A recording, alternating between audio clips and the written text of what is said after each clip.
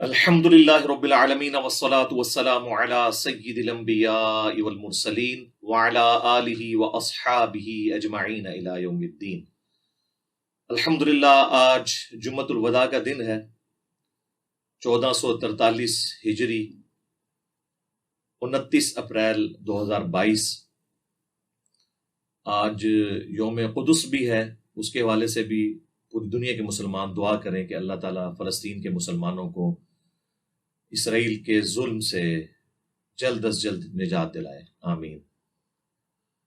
آج اس ویڈیو کو ریکارڈ کرنے کا مقصد یہ ہے، میں نے آپ نے دیکھا کہ اتوار کا بھی انتظار نہیں کیا، ایون آج رات کو لائیو سیشن ہونا تھا اس کا بھی انتظار نہیں کیا۔ اس کی وجہ یہ ہے کہ ایک ایشو ہی بڑا کریٹیکل ہے، جس کی وجہ سے مجھے فوراً اپنا پوائنٹ آف ویو آپ لوگوں کے سامنے رکھنا پڑا، کیونکہ پوری دنیا سے لوگ رابطہ کر رہے ہیں اور پوچھ رہے ہیں جو کچھ رات مسجد نبوی شریف کے اندر ہوا پی ٹی آئی کے سپورٹرز کی جانب سے۔ بڑے ہی افسوس کا مقام ہے کہ پاکستان میں عمران خان صاحب حفظہ اللہ تعالی، مولانا طارق جمیل صاحب حفظہ اللہ تعالی اپنی وہ مجلس کر رہے تھے شب قدر کے حوالے سے، اور ان کے سپورٹرز مسجد نبوی میں مسجد نبوی شریف کی حرمت کو پامال کر رہے تھے۔ بڑے افسوس کی بات ہے۔ اب اس پوری صورتحال کے اندر سیاسی ایفیلیشن سے بالا تر ہو کر ہمیں سب سے پہلے اپنے ایمان کی فکر کرنی چاہیے۔ آپ کا تعلق کسی بھی جماعت کے ساتھ ہے، اس چیز کو آپ بالائے طاق رکھتے ہوئے سب سے پہلے اپنے ایمان کی حفاظت کریں کہ کوئی مسلمان بھی کسی طریقے سے کسی بھی صورت میں اس ایکٹیویٹی کو جسٹیفائی نہیں کر سکتا۔ جو جسٹیفائی کرے گا وہ اس گناہ کے اندر برابر کا شریک ہوگا۔ کوئی لیم ایکسکیوز پیش ہی نہیں کرنا چاہیے، اور نہ ہم یہ کہتے ہیں کہ عمران خان صاحب نے یہ کروایا ہے یا مولانا طارق جمیل صاحب یا نور الحق قادری صاحب نے ان چیزوں کو پروموٹ کیا ہوگا کہ ایسا ہو، ہم کبھی نہیں یہ کہہ رہے۔ لیکن اب اگر اس ایکٹیویٹی کے ہونے کے بعد یہ لوگ خاموشی اختیار کریں گے اور ویڈیوز میں آ کے اس کو کنڈیم نہیں کریں گے تو ہم یہ سمجھیں گے کہ یہ پھر اس میں انڈائریکٹلی انوالو ہے۔ خدا نہ خواستہ، مجھے تو 100% امید ہے انشاءاللہ عمران خان صاحب بھی، مولانا طارق جمیل صاحب بھی، نور الحق قادری صاحب بھی اسے کنڈیم کریں گے۔ یقیناً مجھ سے بہتر مسلمان ہیں وہ، میں کبھی ان کے بارے میں بدگمانی نہیں کروں گا کہ وہ اس قسم کی کوئی غلط ایکٹیویٹی کو سپورٹ کریں گے۔ اللہ سے ڈرنے والے لوگ ہیں۔ اور یہ بات یاد رکھیے گا، اگر خدا نہ خواستہ اس چیز کو انہوں نے کنڈیم نہ کیا تو آج کے بعد یہ میری بات یاد رکھیں کہ آپ کا ڈاؤن فال شروع۔ اب نہ اس دنیا کے اندر عزت آپ کا مقدر ہوگی اور نہ آخرت کے اندر، اگر آپ نے اس پہ مجرمانہ خاموشی اختیار کی۔ خدا نہ خواستہ ایسا ہو۔ ہم سے تو کوئی بالکل امید نہ رکھے کہ ہم کسی حوالے سے اس پوری ایکٹیویٹی میں کسی کا ساتھ دیں گے، اگرچہ آج تک علماء کی جانب سے جب بھی مذہبی کارڈ عمران خان صاحب کے خلاف یوز ہوا، یہودی ایجنٹ کے نام کے اوپر یا گستاخ صحابہ کے نام کے اوپر یا معاذ اللہ گستاخ رسول کے نام کے اوپر، ہم نے ہمیشہ عمران خان صاحب کو قرآن و سنت کے دائرے کے اندر سپورٹ کیا، جہاں پر غلطی تھی پازیٹیولی ہائی لائٹ کی، اور مخالفین کی گالیاں کھائیں اس بات کے اوپر۔ آج یہ جو موقع ہے، اب عمران خان صاحب کے بھی ایمان کا تقاضا ہے، وہ بار بار ریاست مدینہ کی بات کرتے ہیں، تو ان سے بڑھ کر تو کوئی اس کا حقدار نہیں ہے کہ کوئی اور شخص ان کے بہاف پہ آ کے اس واقعے کو کنڈیم کرے۔ یہ انہیں خود ہی کنڈیم کرنا ہوگا۔ مجھے آیات اور احادیث بتا کر مسجد نبوی شریف کی حرمت اور اس سے بھی بڑھ کر روضہ رسول صلی اللہ علیہ وآلہ وسلم کی عزت اور احترام بتانے کی کسی کو ضرورت نہیں ہے۔ جس طرح میری عقیدت وابستہ ہے، باقی مسلمانوں کی عقیدت وابستہ ہے، اسی طریقے سے عمران خان صاحب بھی، مولانا طارق جمیل صاحب بھی اور نور الحق قادری صاحب کی بھی عقیدت یقیناً نبی الاسلام اور مسجد نبوی کے ساتھ وابستہ ہے، اس میں تو کوئی دوسری رائے نہیں۔ اب میں اسپیسیفکلی عمران خان صاحب سے ریکویسٹ کروں گا کہ آپ نے جو امر بالمعروف کے حوالے سے کمپین چلائی تھی، تو میں اب آپ سے ریکویسٹ کروں گا کہ اس سے بڑی کوئی امر بالمعروف نہیں ہے کہ ہمارے محبوب صلی اللہ علیہ وآلہ وسلم کی مسجد نبوی شریف، جہاں پہ آپ علیہ السلام کا اس وقت پریکٹیکلی روزہ مبارک بھی ہے، وہاں جو کچھ ہوا اس سے کوئی بڑا موقع نہیں ہے کہ جس پہ آپ آ کے پبلک سے آ کے آفیشلی اس واقعے کو کنڈیم کریں. یہ آپ کی اب ذمہ داری ہے. اس سے بڑا کوئی امر بالمعروف نہیں اور اس سے بڑا کوئی نہی عن المنکر نہیں ہے. اور اگر آپ نے خاموشی اختیار کی، ایٹ لیسٹ میں تو آپ کو مرتے دم تک کبھی بھی معاف کرنے کے لیے تیار نہیں ہوں گا، کیونکہ میرا ایمان اس کے ساتھ جڑا ہوا ہے. اگرچہ آپ پہ جب کبھی علماء نے حملہ کیا، سب سے پہلے میں نے فرنٹ سے لیڈ کر کے جتنی بات درست تھی وہ بیان کی، جہاں آپ کی غلطی تھی اسے ہائی لائٹ کیا اور میں نے دفاع کیا. آئندہ بھی کروں گا انشاءاللہ. لیکن اگر اس واقعے کے اوپر آپ کا کوئی بیان نہ آیا تو پھر میری طرف سے کوئی اس قسم کی امید نہ رکھیں. آپ کے کچھ قریبی لوگ بھی میرے پاس آئے تھے، وہ کہہ رہے تھے خان صاحب سے آپ کی ملاقات کروائیں گے، اور اس طرح کی اور بھی باتیں وہ کر رہے تھے. میں نے ان کو بھی اس وقت بھی یہ بات کی تھی، جب بھی کوئی بندہ آیا میں نے اسے یہی کہا کہ خان صاحب سے کہیں کہ اپنی زبان کے حوالے سے تھوڑے سی احتیاط، بلکہ بہت زیادہ احتیاط کریں. بعض اوقات آپ خود ایسے الفاظ استعمال کرتے ہیں کہ وہ پھر آپ کے سپورٹرز کے اندر اسی طریقے سے آگے ٹریول کر جاتے ہیں. اور جب آپ ریاست مدینہ کی بات کر رہے ہیں تو پھر نبی صلی اللہ علیہ وآلہ وسلم والے اخلاقیات بھی آپ کے اندر ہونے چاہیے. اور آپ اپنے قریبی ساتھیوں کی بھی ذرا خیر خبر لیں. شیخ رشید صاحب نے کچھ دن پہلے ہی کہا تھا کہ حرم مکہ میں بھی ان کے خلاف آوازیں اٹھیں گی. اس سے تو لگتا ہے کہ یہ شاید آپ کو نہ بتایا ہو، لیکن آپ کی محبت میں انہوں نے کوئی پری پلان ایسا کیا ہو اور آپ کو پتہ نہ ہو.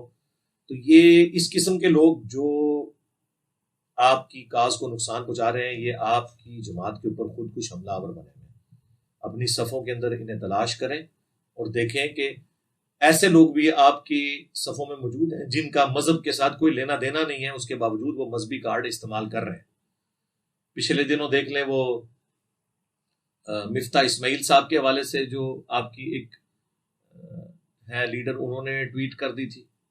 مطلب خام خواہ ایک وہی کام جو مذہبی جماعتوں کے لوگ کرتے ہیں، وہ آپ کے ساتھی بھی اس طرح کا کام کرنا شروع ہو گئے. اس لیے خدا کے لیے اللہ سے ڈریں اور امت تک صحیح بات پہنچائیں. ہماری دعائیں آپ کے ساتھ ہیں.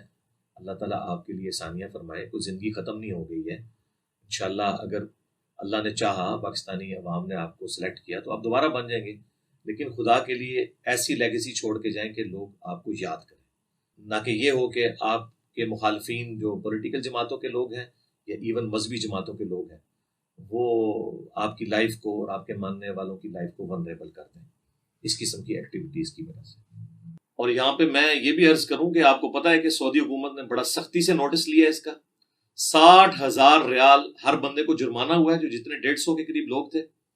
5 سال کی قید، اور اس کے بعد انہیں وہاں سے نکال دیا جائے گا. اب مجھے بتائیں ان کے گھر کا خرچہ عمران خان صاحب یا طارق جمیل صاحب یا نور اللہ قادری صاحب اٹھائیں گے؟ انہوں نے تو اپنا مستقبل برباد کر لیا نا. اور میں آپ کو اب بتا دوں کہ اب اس واقعے کے بعد جب یہ اس طرح کی سزائیں ہوں گے تو آپ دیکھیں گے آندہ کوئی جرت بھی نہیں انشاءاللہ وہاں پہ کرے گا. یہ ہمارا ملک ہے جہاں پہ قانون کی کوئی حکمرانی نہیں ہے، اور جس کا جو دل آتا ہے وہ کرتا ہے. تو خدا کے لیے جو لوگ اب وہاں پہ رہ رہے ہیں، 20 لاکھ کے قریب کم از کم پاکستانی ان عرب ملکوں کے اندر ہیں، آپ خدا کے لیے، میں ہاتھ جوڑ کے آپ سے ریکویسٹ کرتا ہوں وہ اللہ سے ڈرے خدا کے لیے. اور عمران خان صاحب سے بھی کہ اپنے ماننے والوں کو سمجھائیں، اور طارق جمیل صاحب سے بھی کہ خدا کے لیے ان کو سمجھائیں. عرضی کر سکتے ہیں اور کیا کریں. اب رہ گیا کہ جو پولیٹیکلی اس طرح کی نعرہ بازی ہے، یہ تو عام مسجد کے اندر بھی جائز نہیں ہے. آپ نے کوئی چیز کرنی ہے آپ جا کے جوڈیشری کے سامنے کریں. مسجدیں اس کام کے لیے نہیں بنائی گئی.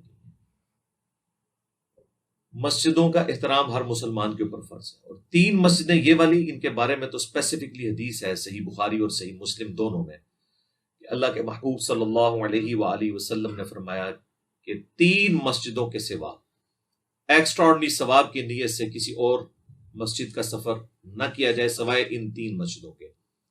اس میں مسجد نبوی شریف، بیت المقدس کی مسجد جو یروشلم میں ہے، اور تیسرا آپ علیہ السلام نے فرمایا میری مسجد نبوی. یعنی ان 3 مساجد کے اندر ایکسٹرا آرڈنری ثواب کی نیت سے آپ سفر کریں گے، یہاں پہ نماز پڑھنے کا ثواب زیادہ ہے. اسپیسیفکلی مدینہ شریف کی حرمت کے حوالے سے تو بخاری مسلم میں کم از کم 50 احادیث موجود ہیں.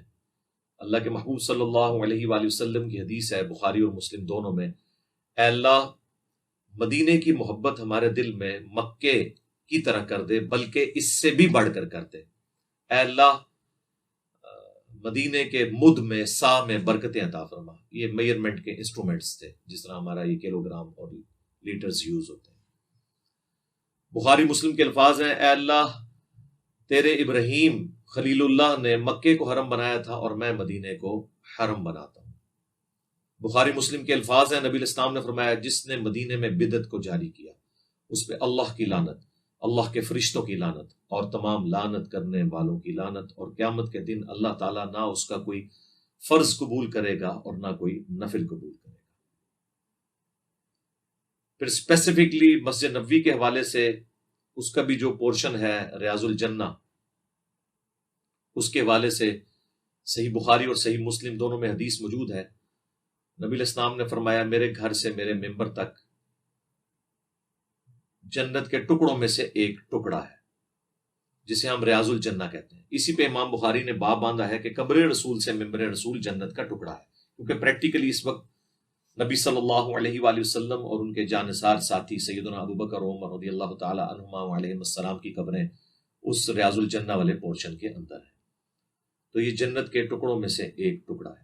اسی لیے صحیح بخاری میں آتا ہے، حضرت عمر جو ہے وہ اسپیسیفکلی دعا مانگا کرتے تھے، اللہم ارزقنی شہادتا فی سبیلک واجعل موتی فی بلد رسولک صلی اللہ علیہ وآلہ وسلم۔ اے اللہ مجھے اپنے راستے میں شہادت کی موت دینا اور نبی الاسلام کے شہر مدینہ میں موت دینا۔ اللہ تعالیٰ نے ان کی یہ خواہش پوری کی، انہیں مسجد نبوی شریف میں زخم لگے اور اس سے بھی بڑھ کر روضہ رسول میں ساتھ دفن ہوئے۔ وہ بھی صحیح بخاری میں حدیث ہے، آپ نے اپنے بیٹے کو بھیجا سیدہ عائشہ کے پاس، کیونکہ آپ کا معدہ کٹ گیا تھا، جو کچھ کھاتے تھے وہ نکل جاتا تھا، آپ کو یہ یقین ہو گیا کہ اب میں نہیں بچ پاؤں گا۔ تو انہوں نے کہا کہ سیدہ عائشہ سے جا کے سلام عرض کرنا، اور انہیں یہ نہ کہنا کہ امیر المومنین نے بھیجا ہے، بلکہ کہنا عمر بن خطاب اپنے دو ساتھیوں کے ساتھ دفن ہونا چاہتا ہے، نبی الاسلام اور سیدنا ابو بکر کے ساتھ۔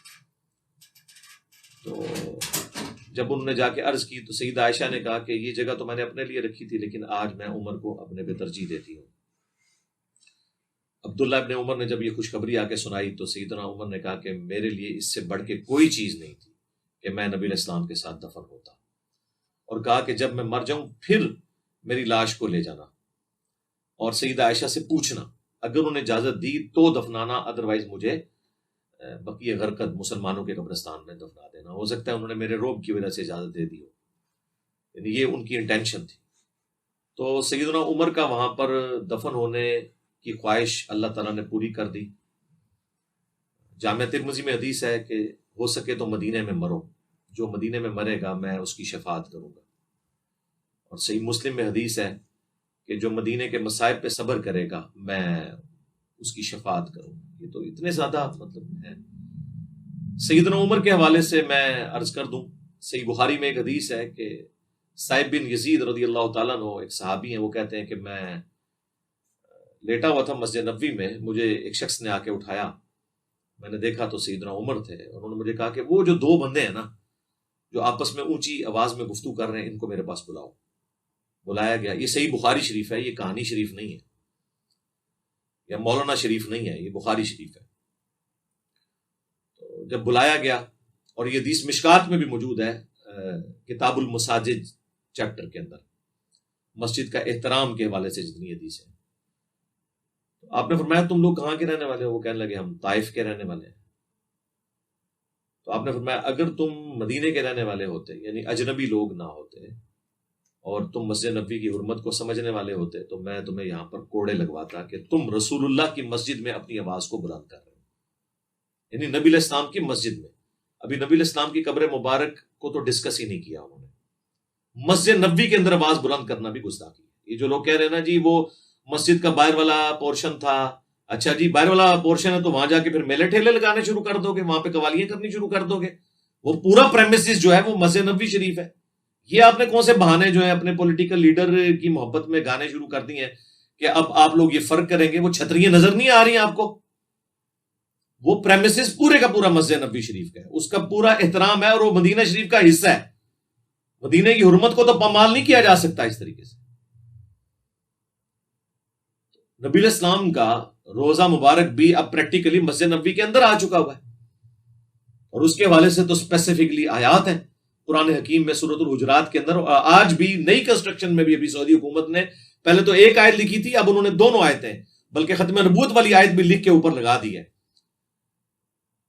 یا ایھا الذین آمنوا لا ترفعوا اصواتکم فوق صوت النبی، اے اہل ایمان اپنی آواز کو بلند نہ کرو نبی علیہ السلام کی آواز سے، اور ان کے حضور اس طریقے سے گفتگو نہ کرو جس طرح آپس میں کرتے ہو، ایسا نہ ہو کہ تمہارے اعمال برباد کر دیے جائیں اور تمہیں خبر بھی نہ ہو. اور صحیح بخاری میں موجود ہے کہ یہ اسپیسیفکلی آیات نازل ہوئی حضرت ابوبکر اور عمر کے بارے میں، عام بندوں کے بارے میں نہیں. بخاری کے الفاظ ہیں کہ سیدنا عبداللہ ابن ملیکہ تابعی کہتے ہیں قریب تھا کہ اس مخلوق کے دو بہترین لوگ برباد ہو جاتے، یعنی ابوبکر اور عمر، وہ برباد ہو جاتے جب انجانے میں انہوں نے آپس میں گفتگو کرتے ہوئے نبی علیہ السلام کی موجودگی میں اپنی آوازوں کو بلند کیا. حضور سے نہیں بدتمیزی کی، آپس میں. اور پوری تفصیل آئی کہ وہ ایک قبیلہ مسلمان ہوا تھا. نبی علیہ السلام کی ایک مبارک عادت تھی، جب کوئی قبیلہ مسلمان ہوتا تھا تو ایک فوکل پرسن مقرر کرتے تھے تاکہ بعد میں اس کے ساتھ کمیونیکیشن ہو سکے. تو حضرت ابوبکر نے مشورہ دیا، اس کے مقابلے میں حضرت عمر نے ایک مشورہ دیا، اور آپس میں پھر حضرت ابوبکر نے کہا تم میرے مشورے کی مخالفت کرتے ہو. اس میں ان کی آپس میں تلخ کلامی ہوئی، آواز بلند ہوئی، اور اللہ نے کہا کہ تمہارے اعمال بھی اے ابوبکر عمر برباد ہو جائیں گے اگر تم نے نبی علیہ السلام کی موجودگی میں اپنی آوازوں کو بلند کیا، اور تمہیں خبر بھی نہیں ہوگی. خبر ہو جائے تو بندہ توبہ کر لے. بس جب یہ آیات نازل ہوئی تو بخاری کے الفاظ ہیں حضرت عمر اتنی آہستہ آواز میں گفتگو کرتے تھے کہ حضور کو سنائی نہیں دیتی تھی، اور آپ کہتے تھے عمر اونچا بولو. پھر اگلی آیات اللہ کی طرف سے نازل ہوئی، ان الذین یغضون اصواتهم عند رسول اللہ، بے شک وہ لوگ جو اپنی آوازوں کو پست رکھتے ہیں رسول اللہ کے حضور، یہ وہ لوگ ہیں جن کے دلوں کو اللہ نے تقوی کے لیے چن لیا ہے، ان کے لیے مغفرت اور اجر عظیم ہے.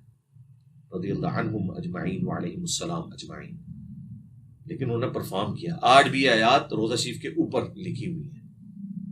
ایون سعودی عرب کے لوگ جو ایک وہابی فرقے کے ساتھ تعلق رکھتے ہیں، بڑے ہارڈ لائنر ہیں، اس کے باوجود مفتی اعظم سعودیہ نے بھی ریٹن میں جو کتاب حاجیوں کو مفت دی جاتی ہے اس میں روزہ شریف کی حاضری کے چیپٹر میں لکھا ہے کہ نبی علیہ السلام اپنی وفات کے بعد بھی اتنا ہی قابل احترام ہے جتنی اپنی مبارک زندگی میں. آج بھی آپ قبر رسول کے حضور اس طرح آوازوں کو بلند نہیں کر سکتے. آپ اندازہ کریں. باقی وہ تو چھوڑ دیں، یہ سعودیہ کے علماء کا فتویٰ کہ آپ سلام عرض کرنے بھی جائیں تو بھی اپنی آواز کو بلند نہیں کرنا. وہ سنت ہے صحابہ اکرام کی. 4 کتابوں میں موجود ہے، المصنف ابن ابی شیبہ میں، سنن الکبری البیہقی کے اندر، الموطا امام مالک کے اندر، اور فضل الصلاۃ علی النبی کے اندر، کہ عبداللہ بن عمر جب بھی سفر پہ جاتے یا واپس آتے مسجد نبی میں 2 نفل پڑھتے اور اس کے بعد روزہ شریف پہ حاضر ہو کے عرض کرتے السلام علیکہ یا رسول اللہ، پھر السلام علیکہ یا ابا بکر، السلام علیکہ یا عمر، اور ایک روایت میں یا ابتا، اے میرے باپ آپ پر سلام ہو. تو یہ صحابہ کی سنت ہے. لیکن سلام بھی زیادہ بلند آواز میں آپ نہیں کریں گے، نہ اونچی آواز میں وہاں پہ آپ نعتیں پڑھیں گے. ابو داؤد میں حدیث ہے میری قبر پہ میلہ مت لگا لینا، تم دنیا کے کسی بھی حصے میں درود پڑھو گے اللہ تمہارا درود میرے تک پہنچا دے گا. اللہم صلی علی محمد وعلی آل محمد. تو اس لیے مسجد نبوی شریف کا احترام ضروری ہے، اور نہ غلط جسٹیفیکیشنز دیں، اپنے ایمان کی حفاظت کریں. کسی نے آپ کے کام نہیں آنا، کسی پولیٹیکل لیڈر نے، کسی بزرگ بابے نے کام نہیں آنا. شفاعت اسی کی قبول ہونی ہے جس کی قبر مدینے میں ہے صلی اللہ علیہ وآلہ وسلم. جو کچھ ہوا مسجد نبوی کی حرمت بھی پامال ہوئی، روزہ شریف کی بھی حرمت پامال ہوئی ہے، کوئی اس کی جسٹیفیکیشن نہیں ہے. اور ایسے علماء کا، ایسے وائزین کا، ایسی پولیٹیکل جماعتوں کا بائیکاٹ کرنا چاہیے جب تک کہ وہ اس معاملے میں اعلانیہ معافی نہیں مانگ لیتے. میں تو ایٹ لیسٹ انہیں بالکل معاف کرنے کے لیے تیار نہیں ہوں. اور یہ میری بات یاد رکھیے گا، اگر انہوں نے یہ معافی نہ مانگی تو ان کی ذلت قبر تک ان کا پیچھا کرے گی، مرنے کے بعد بھی ان کا پیچھا کرے گی، اور رسول اللہ کی بارگاہ میں قیامت والے دن بھی شرمندگی اٹھانی پڑے گی. نعوذ باللہ من ذالک. اللہ نہ کرے کہ ایسا ہو. تو خدا کے لیے اپنے ایمان کی فکر کریں.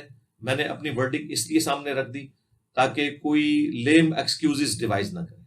اور خصوصاً میں عمران خان صاحب سے اور ان کی جماعت کے لوگوں سے بالخصوص کہوں گا کہ آپ لوگوں نے جو وائلنس کا ایک طریقہ اڈاپٹ کیا ہوا ہے نا، روڈ لینگویج والا، یہ طریقہ زیادہ عرصہ آپ کو سروائیو نہیں کرنے دے گا. آپ اختلاف رائے ضرور کریں، میں سب سے کرتا ہوں، لیکن آپ دیکھیں میں نام لیتا ہوں تو پورے احترام کے ساتھ پروٹوکول کے ساتھ نام لیتا ہوں، اپنے مخالفین کے بھی علمی رد ان کے اوپر کرتا ہوں، یہ رائٹ ہے آپ کا کریں۔ لیکن دوسری طرف میرا ٹالرنس کا لیول یہ ہے کہ میں کہتا ہوں چندہ انہیں دیں، نمازیں ان کے پیچھے پڑھیں۔ آپ تو نہیں کہیں گے کہ دوسری پولیٹیکل جماعت کو چندہ دو، ووٹ ان کو ڈالو، نہیں، ہمارے اندر اتنی بھی ٹالرنس موجود ہے۔ میں اپنے اسٹوڈنٹ سے کہوں گا، ان میں ظاہر ساری جماعتوں کے لوگ ہیں، ہم تو چونکہ ایک مذہبی پلیٹ فارم سے بات کر رہے ہیں، ہم پارٹی نہیں بننا چاہتے، لیکن میں سب سے کہوں گا، خواہ نون لیگ سے تعلق رکھتے ہیں، خواہ پی ٹی آئی سے یا باقی جماعتوں سے، کہ مذہب کو ایز اے کارڈ کسی کے خلاف استعمال نہ کریں، اس قسم کی کوئی ایکٹیویٹی پرفارم نہ کریں۔ جو یہ گستاخی ہوئی ہے اسے ہم کنڈیم کرتے ہیں، انشاءاللہ یہ بھی رجوع کریں گے، مجھے اللہ سے امید ہے۔ باقی دوسری جماعتیں بھی مذہبی کارڈ عمران خان صاحب کے خلاف استعمال نہ کریں، کبھی ان کو یہودی ایجنٹ کہہ کے، کبھی اسرائیل کا ایجنٹ کہہ کے، کبھی ختم نبوت کے حوالے سے بلیم لگا کے، جو خود عمران خان صاحب ان کی جماعت کبھی نواز شریف صاحب کے اوپر لگاتی رہی، حالانکہ وہ جو قانون چینج ہوا تھا اس میں ساری پارٹیوں کے لوگ موجود تھے، لیکن ایک خاص جماعت کو سنگل آؤٹ کیا گیا۔ اس طرح کی پولیٹیکل گینز نہ کیا کریں، اور مذہبی کارڈ بالکل یوز نہ کریں۔ میں ابھی کچھ عرصہ پہلے وہ طاہر اشرفی صاحب کی ویڈیو بھی 1-2 دن پہلے اپلوڈ ہوئی ہے، مسجد نبوی میں جا کے وہ کہہ رہے تھے کہ جی عمران خان صاحب جو ہے وہ مذہبی کارڈ اس حوالے سے یوز نہ کریں، اور اپنے آپ کو وہ پیغمبروں سے تشبیہ دے رہے ہیں۔ تو بیسیکلی آپ کو پتہ نہیں ہے کہ یہ کتنا خطرناک کھیل کھیل رہا تھا یہ مولوی۔ یہ بیسیکلی یعنی ان کو عمران خان صاحب کو ونریبل کرنا چاہ رہا تھا کہ انہوں نے کوئی دعوی نبوت کر دیا نا، بھئی نبیوں سے ہی مثال دی جائے گی، اس میں مثال دینے میں کون سا دوسری رائے ہے؟ قرآن میں جب آئے اطیعوا اللہ و اطیعوا الرسول و اولی الامر منکم، اطاعت کرو اللہ کی اور اس کے رسول کی اور اپنے حکمران کی، لیکن جب جھگڑا ہو جائے فإن تنازعتم فی شیء فردوا الی اللہ والرسول، پھر اللہ اور اس کے رسول سے فیصلہ کرواؤ، پھر حکمران کی بات نہیں ماننی۔ تو حکمران کی اطاعت کے حوالے سے جو آیت قرآن میں آئی ہے، اب آپ اس کو سیدنا ابو بکر، عمر، عثمان و علی رضی اللہ عنہم اجمعین وعلیہم السلام اجمعین تک تو مخصوص نہیں کر سکتے، آج بھی حکمرانوں پہ بات ہوگی نا۔ تو آج کے حکمرانوں کے لیے بھی اگر کوئی یہ آیت پیش کرتا ہے تو ہم اسے یہ نہیں کہیں گے کہ اس نے کوئی مذہبی کارڈ یوز کیا ہے۔ عمران خان صاحب نے کوئی غلط بات نہیں کی ہے کہ انبیاء کرام دعوت کرتے تھے، اپنے لوگوں کو بھیجتے تھے، تو وہ اپنی کاز کے لیے ٹھیک ہے، آپ اس سے اختلاف کر سکتے ہیں، لیکن وہ اپنی کاز کے لیے جو اس کو ایگزامپل کے طور پہ کوٹ کر رہے ہیں، تو کل تک تو تبلیغی جماعت بھی کوٹ کرتی تھی کہ جی نبیوں والا کام جو ہے اس امت کو ٹرانسفر ہوا ہے۔ ابھی تو ہم وہ بات نہیں کرتے، پھر ان کو برا لگے گا کہ آپ کے بابا جی نے تو اشرف علی تھانوی رسول اللہ کلمے کو انڈورس کیا اور اللہم صلی علی سیدنا و نبینا اشرف علی کو انڈورس کیا ہے، جب ان کے مرید نے کہا میں نے خواب میں بھی پڑھا اور بیداری میں بھی پڑھا، آگے یہ بھی لکھا ہوا ہے، تو انہوں نے کہا خیر ہے، تسلی تھی، تیرا پیر جو ہے متبع سنت ہے۔ اس کی یہ میں تعبیر بیان کروں گا، اس واقعے کی، خواب کی نہیں، واقعے کی۔ چلو مرید کو تو کوئی اختیار نہیں تھا، وہ پیر تو نہیں تھا۔ ابھی تو میں نے پورا ریسرچ پیپر لکھا ہے کہ ان کے بڑے بڑے علماء کیا کیا یعنی دعوے کرتے رہے۔ رشید احمد گنگوئی صاحب تو کہتے تھے کہ حق وہ ہے جو میری زبان سے نکلتا ہے، اور میں قسمیاں کہتا ہوں نعوذ باللہ کہ اس زمانے میں نجات موقوف ہے میری اتباع کے اوپر۔ یہ الفاظ ہیں ان کے، آپ جائیں ہماری ویب سائٹ ahlusunnatpark.com پہ، غیر اسلامی نظریات بامقابلہ اسلامی نظریات research paper number 2B download کر کے پڑھیں۔ اور یہی کچھ احمد ظاہر بریلوی صاحب نے بھی لکھا، وصایا شریف جو انہوں نے لکھوائیں مرنے سے پہلے اپنے بیٹوں کو، اس میں لکھا کہ میرا مذہب، میرا دین جو میری کتابوں سے ثابت ہے، تمہارے لیے سب فرائض سے بڑھ کر فرض ہے۔ اندازہ کریں، اب اس کی تعویل کریں گے نہیں، اس سے مراد ہے کہ جو قرآن و سنت سے انہوں نے اخذ کیا، لیکن ڈائریکٹ انہوں نے تو اپنے بارے میں ہی باتیں کی ہیں۔ پھر چشتی رسول اللہ، اسے کیسے جان چھڑائیں گے یہ بریلوی حضرات جو آج تک کتابیں چھاپتے آئے ہیں؟ اب آ کے انہوں نے تھوڑا سا اس معاملے میں ٹالرنس کی ہے، لیکن پرانے بزرگوں کا کیا بنے گا، پرنٹ کرنے والوں کا کیا بنے گا، اس کو سپورٹ کرنے والے اور اس کے حق میں ویلاگ بنانے والوں کا کیا بنے گا؟ خدا کے لیے مذہبی کارڈ کو ایک دوسرے کے خلاف یوز نہ کریں، یہ آپ کے گلے پڑیں گی چیزیں۔ اور جس طرح ہم نان اسٹیٹ ایکٹرز جو مذہبی جماعتوں میں گھسے ہوئے ہیں ان کے خلاف ہیں، اسی طریقے سے یہ جو سیاسی جماعتیں اس وقت نان اسٹیٹ ایکٹرز کا رول ادا کر رہی ہیں اپنی لینگویج کے ساتھ، ہم اسے بھی کنڈیم کرتے ہیں۔ کوئی جماعت کسی کے بارے میں کوئی اس قسم کے الفاظ استعمال نہ کرے، مذہبی کارڈز کو آپ یوز نہ کریں، ورنہ گلی گلی نعوذ باللہ قتل و غارت ہوگا۔ گلی گلی لوگ توہین مذہب کے الزامات لگا کے اپنی جنتیں پکی کریں گے، ایک دوسرے کو مرنے کے اوپر اتر آئیں گے۔ تو میں نے یہ مختصر سی گفتگو اس لیے کی تاکہ آپ کے سامنے ان چیزوں کو ہائی لائٹ کر دوں، درد دلی آپ کے سامنے رکھ سکتا تھا۔ سبحانک اللہم و بحمدک، اشہد ان لا الہ الا انت، استغفرک و اتوب الیک، وما علینا الا البلاغ المبین۔ جزاکم اللہ خیر۔